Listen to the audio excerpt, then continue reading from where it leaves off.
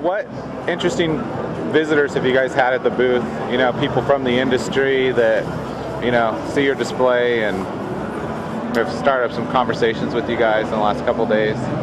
Yeah, I think we've had a number of interesting people stop by. I mean, Stephen mentioned Richard Taylor. On the very first day, we actually had Frank Darabont stop by, and he was checking out the idol because he's a big Indiana Jones fan. Then we hung around talking to him and his production designer, Greg Melton, for a while, which was, of course, great. He was a big Darabont fan. Yeah. So I think that was a big deal for you. Yeah, I spoke to Frank about the Shawshank Redemption Bible that I have, and he confirmed that it was the only one made for the filming, which is pretty cool, and he was really pleased to know that it was being looked after. Yeah.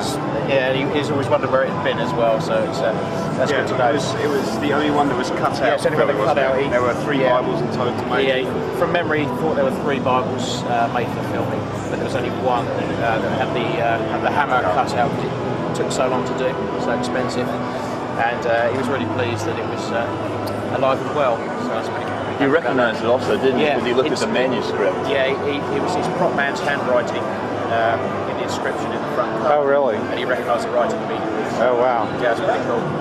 Very happy about that.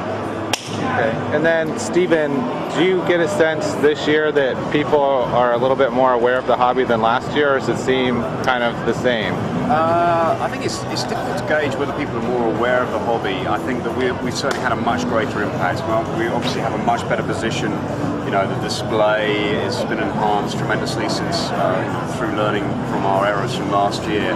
And I just think that people are more accepting of the fact that people, you know, you can collect this sort of material just on the basis that the original stuff is here. You know, so many people have just, you know, been amazed that something like this is here and available to see, and you can aspire to collect it. So I think, yeah, that's definitely the response we're getting. I don't know whether that's necessarily a follow-on from last year, because it was just such a different experience for us, and for the public as well. Yeah, and it seems like this year there's more props on display than last year, just at different booths and exhibitors. I think we're definitely seeing that there's a resurgence of interest through from the industry as well in presenting this material. You know, the bat suit, the bat bike, the police bike from Star Trek, the Star Trek suits that are on the Paramount stand, just the material that's here across the board. And it's like, you know, everybody seems to be really feeling that it's material that the general public want to view, they want to see it, want to get up close to it, which is fantastic. Right. And what are your thoughts on more studios sort of seeming interested in doing big events, like PropWorks had their Battlestar Galactica auction, and now Profiles is going to have the auction of the assets from Lost next year. What are your thoughts on those developments? Well, I think that's been a process that's been ongoing for 10 years. You know, we've been seeing that since we started out many years ago. I mean, our first studio auction was probably Sleepy Hollow, which would have been back in 99, something like that. And you know, we have seen that occur, you know, regularly since then. I think what's great is that the Battlestar Galactica auction really raised the bar. You know, we've seen material being perhaps handled in a way that we don't like to see by other companies involved with that sort of promotional activity. Whereas the Battlestar Galactica has changed things, I think. Maybe if we take a step back from that, perhaps the Star Trek auction prior to that, the live Christie's event, it's just suddenly look at this global interest in people who want to acquire this sort of material, this sort of memorabilia. And so I think it's great. You know, it's exposure for the hobby. We know that, you know, having seen that with Battlestar Galactica, hopefully the Lost event is going to be similar.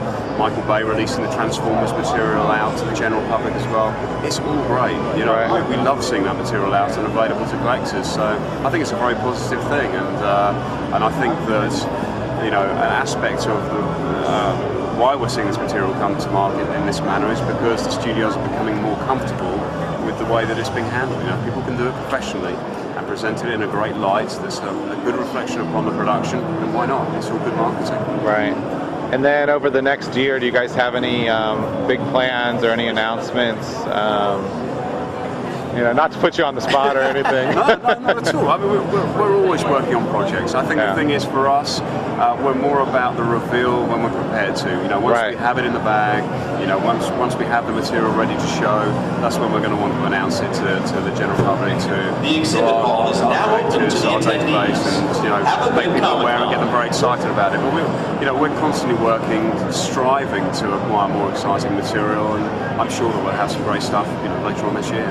Okay. Well, I appreciate all you guys taking the time to talk with me today, and it sounds like the convention hall just opened officially, so you're probably about to get mobbed. So thanks for your time. Pleasure. Thanks, Jason. Thanks.